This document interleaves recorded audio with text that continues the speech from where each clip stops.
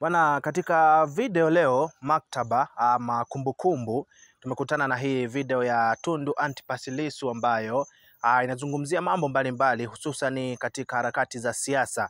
Anasema kwamba yeye hajawahi kuogopa kiongozi yeyote na amekuwa akimsema kiongozi yeyote ambaye alikuwa akiona mwenendo wake kwa mafikirio yake kwamba haujakaa sawa.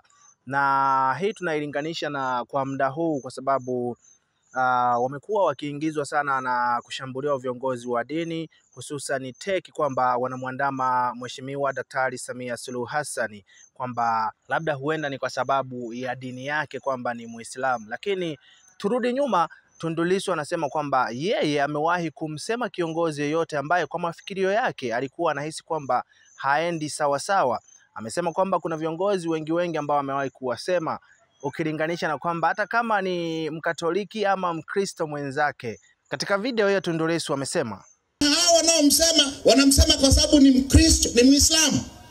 Mimi nilimsema Mkapa, akanikamata akanishtaki, nimekaa na kesi miaka 6. Mkapa alikuwa Mkatoliki kama mimi.